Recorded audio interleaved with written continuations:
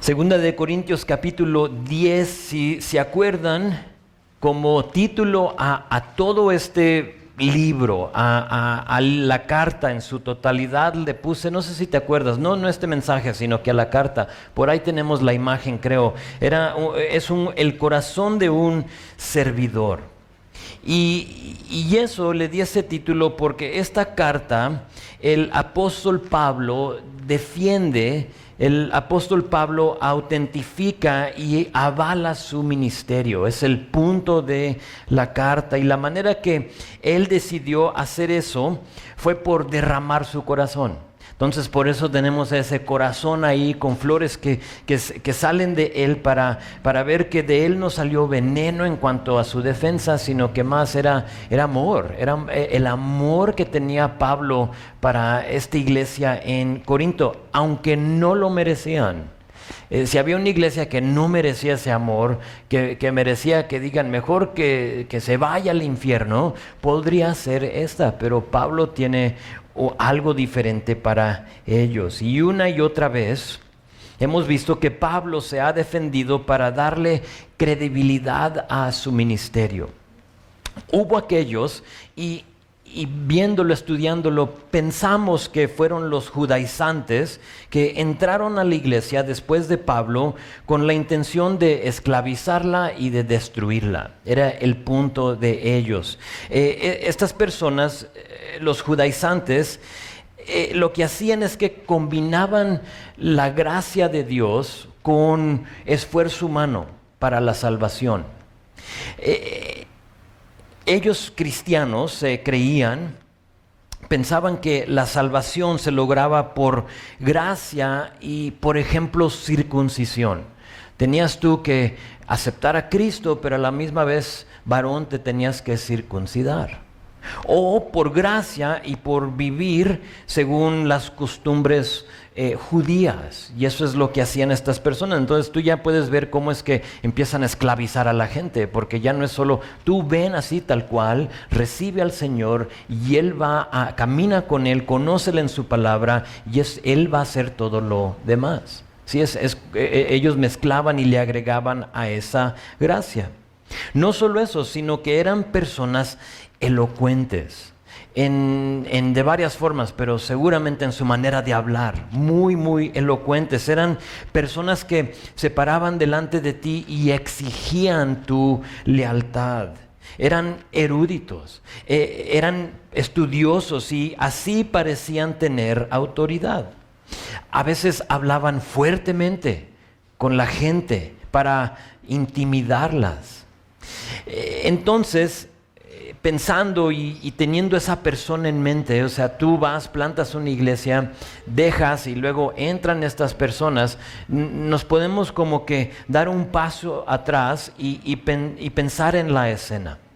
Llega Pablo a Corinto en el 51, 52 después de Cristo, y este hombre, Pablo, se entiende que era un hombre bajito en estatura, jorobado, nariz puntiaguda, o sea, así como bien fuerte su nariz, lagañoso, digo lagañoso porque se entiende que tenía un problema con su vista, con sus ojos, y de sus ojos pues había esa secreción de lagañas. Entonces te doy la imagen del judaizante, pero ahora tienes que pensar ahora en Pablo. Entonces llega esta persona que lagañoso, así, jorobado, bajito, y luego en capítulo 11, puedes tú ahí verlo, él mismo se describe como, fíjate ahí en versículo 6, como tosco en palabra, o orador inexperto.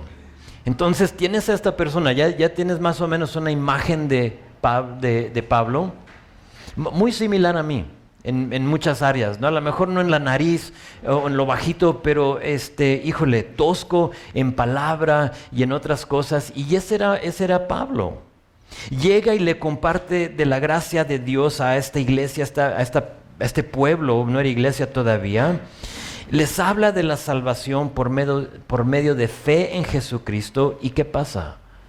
Dios empieza a obrar en la gente. Muchas vidas son impactadas, y fue muy claro desde el principio cuando Pablo llegó a Corinto que no tuvo absolutamente nada que ver con el orador, sino que fue algo espiritual, fue algo de Dios. Se ha dicho que si solo me paro aquí y empiezo a leer la palabra, Dios va a salvar vidas. ¿Por qué? Porque es su palabra, es la que tiene el poder, es la que es fuerte, es la que salva vidas, no necesariamente el orador. Pues de ahí Pablo sigue en su misión, porque estaba en un viaje misionero de Corinto, pasa un tiempo ahí y luego de ahí sigue en su misión. Cruza el mar Egeo, llega otra vez a Éfeso, de Éfeso se va a Cesarea, donde estaba él muy cerca de donde salió él, de Antioquía de Siria. Entonces él se va, pero detrás de él, no muy lejos, detrás de él entran estos judaizantes, los que hablaban con poder y autoridad, y lo que hacen es que empiezan a envenenar el cerebro de la gente, y de pronto, ¿qué crees? Una parte de la iglesia está subestimando a Pablo. ¿Por qué? Porque ya no era el erudito, ya no era el que hablaba con esa voz fuerte, que se veía guapo y joven y lo demás. Era Pablo, el jorobado y lagañoso y narizón. Y dices, achis, o sea, ¿qué pasó? Y estas personas se aprovecharon de eso. Y eso pasó en Corinto, y por esa razón Pablo escribe esta segunda carta a la iglesia en Corinto. Entonces, cuando digo que Pablo quería dar credibilidad o avalar su ministerio, hablo del evangelio, porque a Pablo no le interesaba defender su nombre, o sea, Pablo la persona, sino que él es su mensaje, lo que él portaba, que era gracia. Es muy similar así. Nosotros aquí que hemos conocido de la gracia de Dios, lo aceptamos de esa manera. Vemos que no hay ninguna otra manera de ser salvos más que recibir su gracia, su perdón. Y luego detrás de nosotros entra otra persona con otras cosas. Ahora ya es eso más X cosa lo que te guste. Eso es lo que sucedió ahí. Entonces, de capítulo 1 a 7, lo que hemos visto en esta carta es que Pablo como que exculpó, o se puede decir vindicó sus decisiones personales. ¿Te acuerdas? No fui a ustedes porque por esta razón y la otra razón. Entonces todo lo que le habían acusado de personalmente, él se está defendiendo. Y luego en capítulo 8 y 9, ustedes saben, Pablo habla de esa ofrenda para la iglesia de Jerusalén, y pasamos 3 semanas viendo eso, aprendiendo de lo que es ser dadores alegres y etcétera, etcétera. Pero aquí de capítulo 10 a 13, Pablo ahora defiende su autoridad, su llamado al apostolado. Entonces, como bosquejo, tú ahí lo puedes ver de esa manera. Vas a saber que de 10, 11, 12 y 13, ese va a ser el enfoque. Y si lo sabes de antemano, ahora tú ya puedes entrar y verlo así como sabiendo que Pablo está aquí defendiéndose. Entonces, hoy empieza esa última porción de esta carta, viendo en un mensaje que titulé así, respaldando su llamado. Entonces ese es el título, respaldando su llamado, 2 de Corintios capítulo 10. Y en estos últimos 4 capítulos, Pablo, vas a fijarte, va a ser muy directo. Pablo va a ser muy franco con ellos, pero a la misma vez hablará de sus debilidades y de sus deficiencias. O sea, nos va a decir, como vimos ahorita en verso 8, o sea, tosco para hablar. O sea, va a ser honesto, esta persona soy. Y está bien, porque si tú recibiste el evangelio, entonces recibiste a Cristo, no a Pablo. Entonces no importa que sea jorobado y narizón y lagañoso, eso es como lo de menos. Esa persona Dios usó para traer el evangelio. Entonces vamos a dividir el texto en 3 partes. Verso 1 y 2, una acusación. Entonces 1 y 2, la acusación o una acusación. Versículo 3 a 6, las armas de defensa. Y luego versículo 7 a 18, la diferencia entre ellos y nosotros. Nos va a dar unas comparaciones entre ellos. Cuando digo ellos, digo Pablo y sus compañeros que tenían estos viajes misioneros. Entonces la diferencia entre ellos y nosotros: 1-2 la acusación, 3-6 las armas de defensa, 7-18 la diferencia entre ellos y nosotros. Fíjense conmigo, versículo 1 y 2, la acusación. Dice: yo, Pablo, os ruego por la mansedumbre y ternura de Cristo, yo que estando presente ciertamente soy humilde entre vosotros, mas ausente soy osado para con vosotros. Ruego pues que cuando esté presente no tenga que usar de aquella osadia con que estoy dispuesto a proceder resueltamente contra algunos que nos tienen como si anduviésemos según la carne. Muy directo, muy franco aquí en estos primeros 2 versículos. Habían acusado a Pablo de ser una persona ser uno en persona y otro en carta.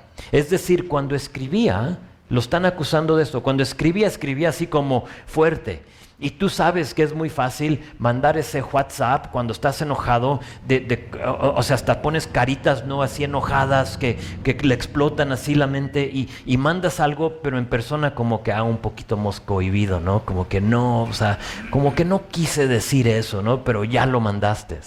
Entonces de eso están acusando, que cuando él escribía fuerte y directo, pero cuando estuvo con ellos fue una persona tierna y bondadosa.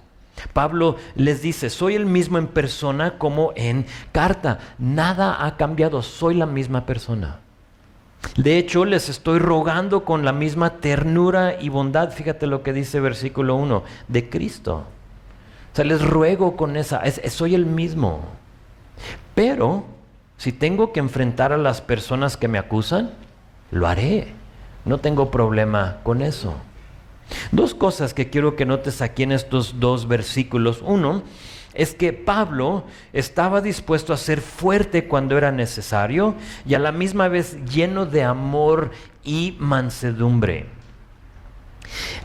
Hay ministros que la única forma en que pueden recibir respeto es por exigirlo, es por demandarlo del púlpito.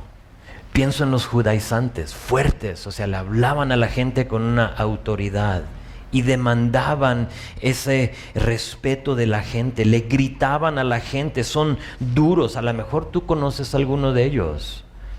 Hablan con una voz áspera y eso, según ellos, piensan que genera respeto. Les tengo que decir, produce y genera algo, pero no es respeto. Produce en la gente temor y por lo tanto obedecen. ¿Sabes por qué? No vaya a ser que les vaya mal. No vaya a ser que del púlpito hablen de ti y te paren delante de la gente. Ha habido casos así. Sí, entonces eso, hay un cierto respeto de esa persona, pero es más temor. Le tienes temor, no digas nada, porque quién sabe cómo te vaya a ir a ti. Es importante no confundir mansedumbre con debilidad, porque aquí Pablo les dice que él vino manso, con mansedumbre. La definición que más me gusta de mansedumbre es poder bajo control. Eso es ser manso, es tener poder, pero tener ese poder bajo control. Pienso en Cristo. Cristo lloró. Cristo tuvo compasión de la gente. Cuando Él se quiso alejar con sus discípulos para un tiempo de descanso, se le acercan, son 4,000, 5,000 personas. Y dice la palabra que Él los vio y tuvo compasión de ellos y les dio de comer. Pero cuando tuvo que volcar mesas, lo hizo. Sí, manso, compasión, lloró cuando se necesitaba llorar. Pero cuando tuvo que decirle a los fariseos cosas fuertes, lo hizo. Para nota ahí puedes poner tú Mateo capítulo 23. Léelo. Piensa en el Jesús que lloró y luego piensa en el Jesús que le va a hablar en Mateo 23 a los fariseos. O sea, es poder bajo control. Poder bajo control describe perfectamente a Cristo y en este caso a Pablo. Si tengo que ser atrevido con mis acusadores, lo seré. Oh, pero soy una persona mansa.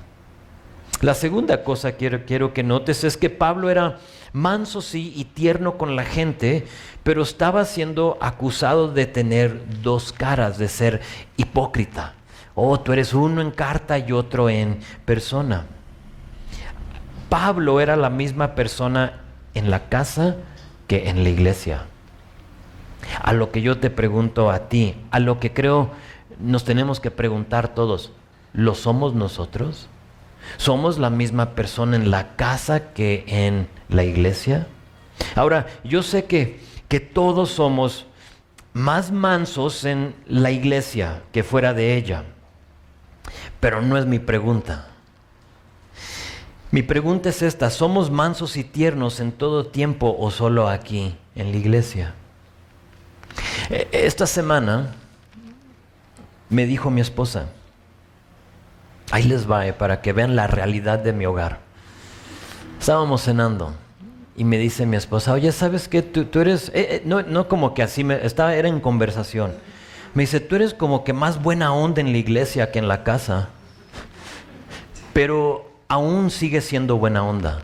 Así me dijo. Al principio como que me sacó de onda, pero entendí lo que me dijo. Mi carácter es igual en la casa que en la iglesia, aunque tenga grados de buena onda. ¿Sí están conmigo? O sea, sí, hay veces que nos gana lo que sea, ¿no? La vida, el día, las circunstancias. Pero lo que me estaba diciendo es que eres buena onda aún en la iglesia que en la casa, solo que tienes como que grados de eso, ¿no? La pregunta es esta: ¿somos una persona aquí y otra en la calle? Pablo era el mismo, aunque había sido acusado de no ser. Tú eres otro. Y dice, ¿no? ¿Quieren que les muestre? Yo vengo en persona y barro con los acusadores. No tengo ningún problema haciendo eso. Entonces la acusación, ¿y qué haces? ¿Qué haces cuando esa acusación o cuando eres acusado, cuando has sido acusado? Acudes a nuestra segunda división o parte, a las armas de defensa. Ahora, voy a hablar de estas armas en una acusación de algo externo, de otra persona que viene y te acusa, como en este caso de Pablo. Pero fíjate, estas acusaciones, porque a lo mejor para ti esas acusaciones no existen. Nadie te está hostigando, nadie te está persiguiendo, alguien externo, pero a lo mejor eso existe dentro de ti. Entonces a lo mejor hay acusaciones en ti. ¿Sabes mayormente dónde? Aquí. Y es muy probable, a veces nosotros mismos nos estamos acusando. Entonces piensa en estas acusaciones, en estas armas de defensa en cuanto a lo externo o puede ser interno. Verso 3. Pues aunque andamos en la carne, no militamos según la carne. Paramos ahí para notar que somos carne y hueso, está diciendo Pablo. Caminamos en esta vida luchando con esta carne, con este cuerpo, con el pecado que de todos modos, dice Hebreos, tan fácilmente nos tropieza. Pero ¿sabes qué? No tenemos que militar en él o según la carne. Es una cosa andar y es otra cosa militar. La palabra militar tiene el sentido de servicio activo, obviamente militar.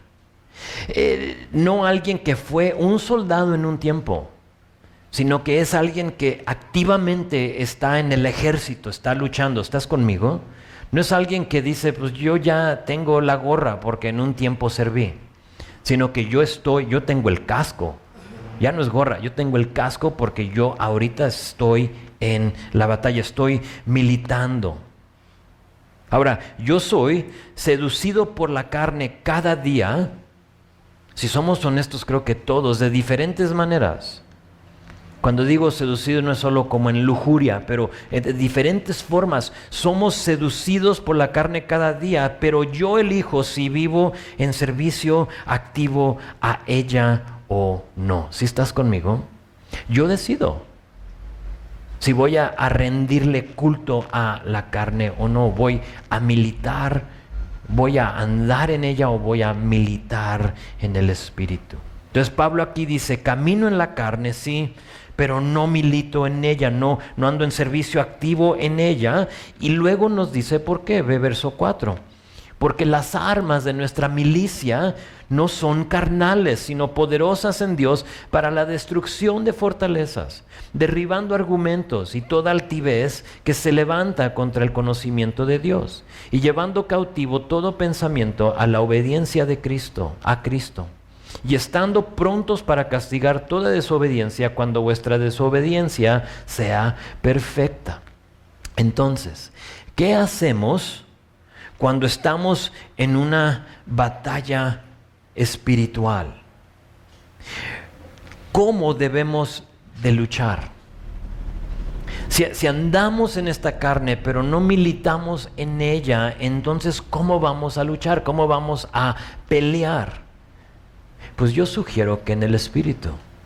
Creo que es lo que nos está diciendo aquí Pablo. Noten lo que dice: nuestras armas son poderosas en Dios para la destrucción de fortalezas, para destruir argumentos y para llevar cautivo todo pensamiento.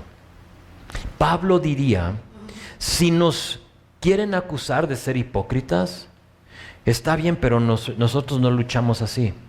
O sea, no me voy a poner a discutir contigo. Si tú quieres acusarme de eso, está bien. No voy yo a bajarme a tu nivel, ¿sí? Yo no voy a militar de esa manera. Diría, hay personas que por motivos secretos o egoístas nos acusan, pero a final de cuentas solo están siendo un obstáculo para el Evangelio. Es el punto de Pablo aquí en estos versículos. Entonces, ¿cómo peleó? ¿Cómo militó? ¿Cuáles fueron sus armas? Yo creo que lo único que va a tumbar argumentos, ya sean externos o internos, lo único que va a tumbar falsas acusaciones, razonamientos humanos o pensamientos que tengamos es la palabra de Dios. Es todo. De la armadura de Dios, fíjate, de la armadura de Dios en Efesios capítulo 6, por si tú no sabes dónde habla de la armadura de Dios, escribe ahí Efesios capítulo 6. Si no me equivoco es por ahí, por versículo 10, por ahí. De esa armadura que es coraza, calzado, escudo, yelmo, etcétera, te da diferentes partes de la armadura de Dios espiritual. La única pieza ofensiva es la espada del Espíritu, que es la palabra de Dios. Lo demás te defiende, pero la única cosa que te usa, bueno, y oración, como por versículo 20. Pero es la palabra de Dios, es la espada, con eso tú vas a militar. Si en ti hay fortalezas de razonamientos humanos que te estorban, para vivir en Cristo, ve a la palabra. A lo mejor a tu mente han infiltrado cosas que te hacen dudar en Él, que te hacen pensar en que a lo mejor, tengo que ser honesto, a mí me pasa. Hay veces que pienso, ¿y qué si todo esto es mentira?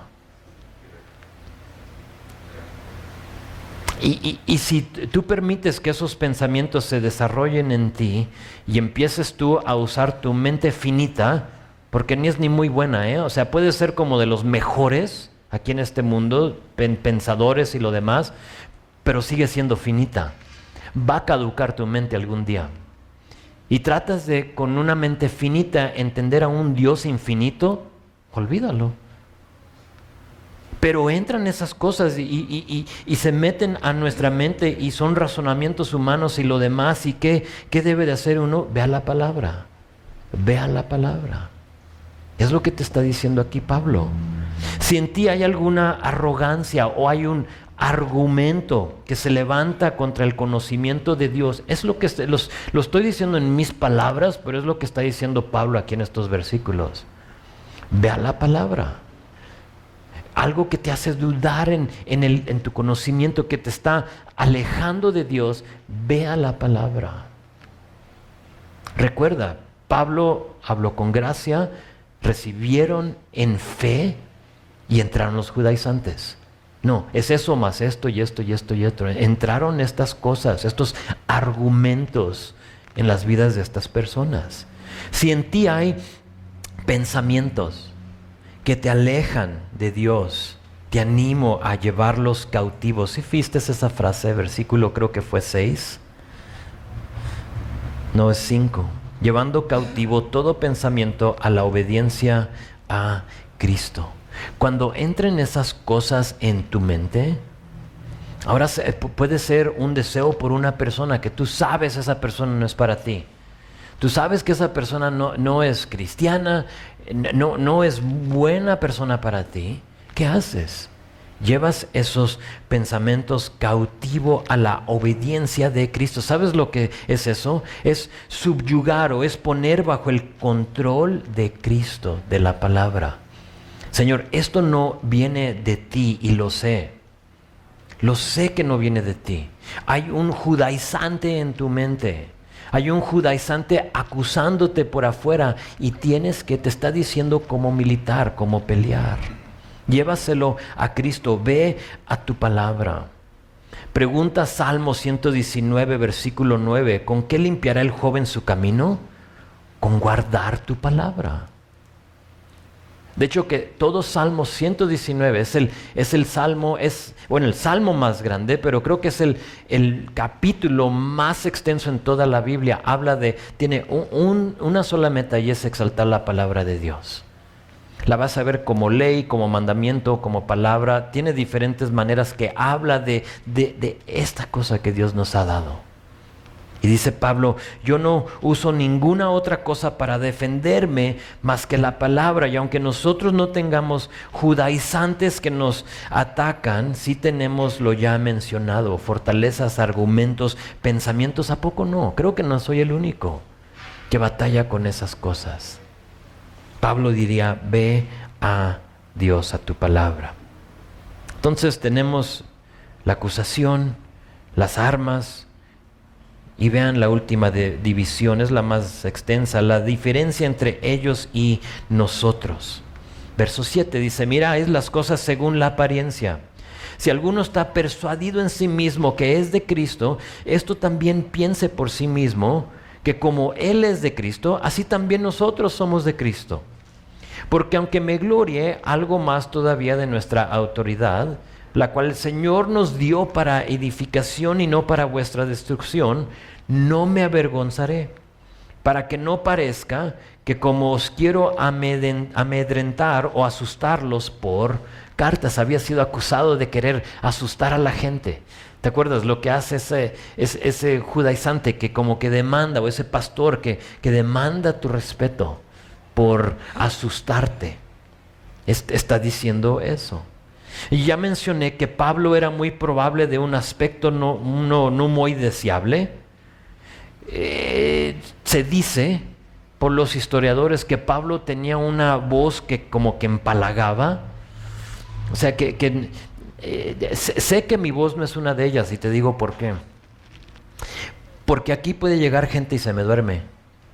Entonces está bien, quiere decir que mi voz como tranquiliza a la gente. ¿Sí? Al punto que hasta me duermes. Y está bien. Entonces si te duermes no pasa nada. Pero hablábamos mi esposa y yo de un pastor que, híjole, su voz, aturdía. Empalagaba su... No, y dice uno... y nunca te puedes dormir en su sermón. No te deja. Cierra los ojos y ahí lo tienes en tu oído. Y se dice eso de Pablo, que Pablo, sabemos, pasaba por circunstancias externas de la vida como pobreza, aflicciones, persecuciones. En capítulo 11 y 12 nos va a hablar de esas cosas. Y todo eso para la persona que se fijaba en lo exterior, en los que, es que está guapo y está fornido y habla con una voz. Y para las personas que veían a lo exterior, veía a Pablo como alguien sin autoridad. Y aquí les está diciendo, está bien, Si se creen ser de Cristo porque siguen a personas ustedes elocuentes y de buena apariencia, está bien. También nosotros somos cristianos. O sea, no sé si lo ves, pero Pablo está teniendo que defenderse de ser cristiano. O sea, también nosotros lo somos al final de versículo 7. También somos cristianos. Casi que lo oigo decir, tal vez no parezcamos cristianos, pero sí somos. Ahora no sé cómo se parece un cristiano, pero eso es triste pensar que Pablo está teniendo que defenderse de esa manera. No sé tú, pero para mí sería difícil aguantar estas acusaciones. O sea, si ustedes me acusan de esa manera, no sé cómo lo haría. No sé cómo yo respondería a eso. No sé cómo Pablo lo hizo para escribir, fíjate, verso 8. De hecho, verso 8 creo que es el versículo clave de todo este capítulo.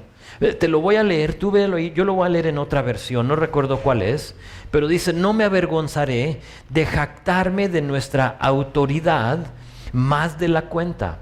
Autoridad que el Señor nos ha dado para la edificación y no para la destrucción de ustedes. Los judaizantes buscaban atar a la gente con su Cristo, gracia más X cosa para su destrucción, mientras que Pablo deseaba ayudar a la gente.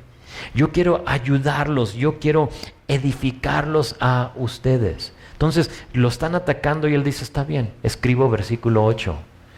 Ellos no sé si lo saben, pero es para su destrucción. Yo para su edificación. Yo no quiero absolutamente nada de ustedes. Y es interesante porque yo en otros tiempos tengo ratos sin decirlo, pero a lo mejor es el buen momento para decirlo una vez más y recordarte que yo no quiero nada de ti. O sea, yo no quiero nada de ti. Lo único, bueno, sí quiero una cosa de ti. Lo único que quiero de ti es que te enamores de Jesús y de su palabra. Es todo. Es el punto de este ministerio, que tú te enamores de Él. De ahí para allá, si tú no levantas un dedo, no pasa nada. Si tú jamás le echas un 5 a la cajita, no pasa nada. Yo simplemente quiero que te enamores de Dios y de su palabra. Pero aquí está la cosa. La cultura griega, que es donde está Corinto, es lo que es Grecia hoy en día, pero esa cultura griega amaba al orador elocuente. Si tú lees Hechos y encuentras y te das cuenta del tiempo que Pablo estuvo en Atenas, te das cuenta, sí, ellos amaban. Se reunían solo para oír una cosa nueva. Entonces los más elocuentes, los más sabios, según ellos, juntaban un grupo y de pronto se llenaba. Tú sabes, en el centro, alguien empieza a hacer algo y la gente empieza, aunque sea un payaso, ¿no? Que es payaso, ¿no? Y que ni está muy chistoso, de pronto tiene gente a su alrededor. Y eso pasaba en Atenas, todos queriendo escuchar algo nuevo. Querían al orador elocuente, al guapo, alguien que parecía tener autoridad, y Pablo era todo lo contrario. Y por eso dice versículo 10, dice, porque a la verdad dicen, las cartas son duras y fuertes, mas la presencia corporal débil y la palabra menospreciable. Fíjate lo que están diciendo de él. Esto tenga en cuenta tal persona, que así como somos, aquí está directamente a los judaizantes. Esto tenga en cuenta tal persona, la que está diciendo verso 10 de él, que así como somos en la palabra por cartas, estando ausentes, lo seremos también en hechos, estando presentes. Fíjate lo que decían de él. Presencia corporal débil, palabra menospreciable. Ahora, les dije al principio que hay una palabra, no sé si has oído de glosofobia. ¿Has oído de glosofobia? Glosofobia es ansiedad intensa o miedo para hablar en público. ¿Quién de aquí tiene glosofobia? Por lo que yo entiendo, 75% de la gente tiene glosofobia, de algún nivel, ¿no?, de glosofobia. Te dicen que te pares a hablar delante de la gente y palpitar tu corazón, te empiezan a sudar las manos, empiezas a sudar de las axilas, o sea, empiezas de la frente, o sea, todo, ¿no? No puedo. Es muy probable que tienes glosofobia. Ahora, imagínate padecer de glosofobia y atreverte a hablar delante de la gente solo para que se rían de ti. Como que te confirma todo tu temor, ¿no? Ya sé por qué tengo esto. Solo se van a reír de mí. Imagínate que digan de ti, ese que nos escribe, ese Pablo, persona débil, y sus discursos no valen nada. Eso están diciendo de él. Eso está pasando aquí, y aún así Pablo dirá de esta iglesia en el próximo capítulo. Lo vamos a ver la próxima semana. ¿Sabes lo que dice de ellos? Los que están acusándolo, no les sirve nada lo que nos está diciendo. Ahí en capítulo 11 dice, los presento como una virgen pura a Cristo. ¿Qué? ¿Los que te están acusando, Pablo, los estás presentando como una virgen pura a Cristo? Sí. ¿Cómo? Porque amaba a la gente. Pablo amaba a la gente y soportó el abuso verbal de esa misma gente porque los amaba.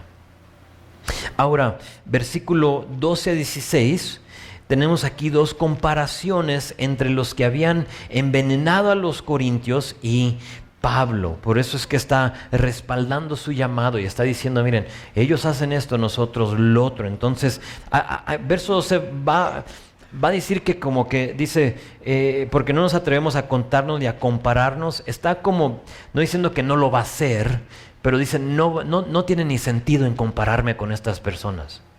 Pero ahí les va la comparación. Dice eso, verso 12. La primera cosa es en verso 12, dice, porque no nos atrevemos a contarnos ni a compararnos con algunos que se alaban a sí mismos, pero ellos mismos, midiéndose a sí mismos, por sí mismos y comparándose consigo mismos, no son juiciosos. O es como un trabalenguas. O sabios, juiciosos puede ser sabios. Y quienes quiera que fueran los opositores o críticos de Pablo, él dice, no vale la pena compararnos con ellos. Como no hay comparación, puede decir. ¿Por qué?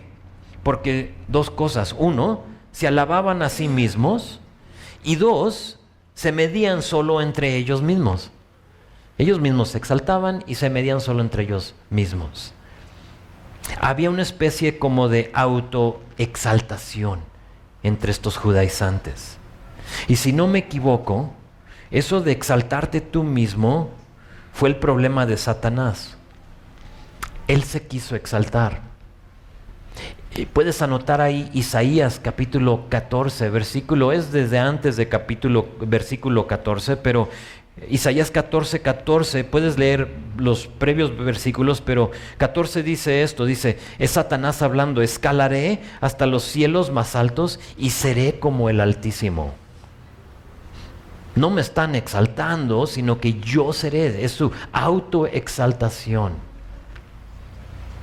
Pablo dijo en Romanos 12, versículo 3, digo pues, por la gracia que me es dada, a cual que está entre vosotros, que no tenga más alto concepto de sí que él debe de tener, sino que piense de sí con cordura. Y estas personas hacían todo lo contrario, se exaltaban ellos mismos. No solo eso, sino que también se medían entre ellos mismos. Y el problema con esto es que se medían según lo externo, esa habilidad oratoria, esa apariencia, y no por lo interno, el corazón, ¿sí? O los motivos, o por el amor. Hay un dicho que dice que el tuerto es fácilmente rey entre los ciegos. Sí sabes quién es el tuerto, ¿no? El que le falta un ojo. Entonces es fácil, el tuerto es fácilmente rey entre los ciegos. Pues ¿a poco no? Nadie lo ve. Entonces se está comparando con alguien que no lo ve. Ya les había dicho en Corintios capítulo 10, primera de Corintios capítulo 10, y que si alguien piensa que esté firme, tenga cuidado de no caer. Y Pablo les dice aquí, no me voy a meter en eso. Allá ustedes se quieren comparar entre sí mismos, está bien. Si quieren autoexaltar, ustedes háganlo, yo no me voy a comparar con ustedes, pero vemos una diferencia, una comparación entre Pablo y ellos. La segunda comparación está aquí en nuestros últimos versículos de verso 13 a 16. Dice, pero nosotros no nos gloriaremos desmedidamente, sino conforme a la regla que Dios nos ha dado por medida para llegar también hasta vosotros. Porque no nos hemos extralimitado como si no llegásemos hasta vosotros, pues fuimos los primeros en llegar hasta vosotros con el Evangelio de Cristo. Pablo diciendo, ¿se acuerdan que nosotros fuimos los primeros? O sea, que recibieron a la gracia a Cristo por nosotros, no por los judaizantes. Ahora, tienen en mente, los judaizantes se creían cristianos. Entonces traían el Evangelio más otras cosas. Verso 15. No nos gloriamos desmedidamente en trabajos ajenos, sino que esperamos que conforme crezca vuestra fe, seremos muy engrandecidos entre vosotros, conforme a nuestra regla. Y verso 16. Y que anunciaremos el Evangelio en los lugares más allá de vosotros, sin entrar en la obra de otro para gloriarnos en lo que ya estaba preparado. No sé si lo vistes, pero habla de una diferencia entre ellos y los judaizantes. Los judaizantes habían visto lo que Dios había hecho en las vidas de los corintios y inmediatamente, yo creo que al momento que Pablo pisó para subirse a la barca de Corintio a Éfeso, entraron en la obra de otra persona. Es lo que está diciendo aquí. Es decir, quisieron trabajar en un campo ajeno. O sea, Pablo ya sembró aquí, ya hay gente que ha aceptado a Cristo, y nosotros como que ya nos estamos lambiendo, ¿no?, para entrar y afectar a esta gente. Pablo había laborado en Corinto con el Evangelio y nomás se fue y entraron estas personas. Y aquí Pablo diciendo, ellos hicieron eso, nosotros no. Si recuerdan, nosotros fuimos los primeros a llegar a ustedes. Después dice, nosotros hemos trabajado dentro de la regla que Dios nos ha dado por medida. Lo resalto porque es algo que a lo mejor no lo captamos en el español, pero esa frase que dice, regla que Dios nos ha dado por medida, tiene su raíz en los carriles asignados de los corredores de una carrera. Ahorita están dibujando unos carriles aquí afuera. Entonces tú vas a ver, muy probable, a niños que no van a mantenerse en su carril, ¿sí? Van a empezar en el 1 y de pronto van a estar en el tercero. Y lo que está diciendo aquí Pablo es que nosotros hemos trabajado dentro de la regla, o puede decir, dentro del carril que Dios nos ha dado. ¿Qué está diciendo Pablo? Ellos no se quedaron en su carril. La idea es de que te quedes en tu carril y que no se vale invadir el carril de otro corredor. Tú ponte a hacer lo que Dios te ha puesto a hacer. Estas personas no lo hicieron. Vieron la obra de Dios, vieron lo que estaba sucediendo en Corinto, lo que Dios había hecho con Pablo, y se metieron, hicieron todo lo contrario. Entonces, por lo tanto, una gran diferencia entre Pablo y ellos. Y sabes, nada ha cambiado hoy en día. Así empiezan las divisiones y las sectas en la iglesia. Nada ha cambiado. Doy gracias a Dios que hasta ahorita no hemos pasado por algo así en esta iglesia. Dios no lo ha permitido, no se nos ha cuidado de eso. Pero lo que pasa es que una persona ve que Dios está obrando en un lugar, y ¿sabes lo que hacen? Es que llegan para envenenar a los demás. Y es muy difícil detectarlos. ¿Sabes por qué? Porque no llegan con el pastor, no llegan en general con los que están sirviendo, sino que empiezan a las orillas. Y empiezan a las orillas, y ¿sabes lo que hacen? Empiezan a contagiar a esa persona.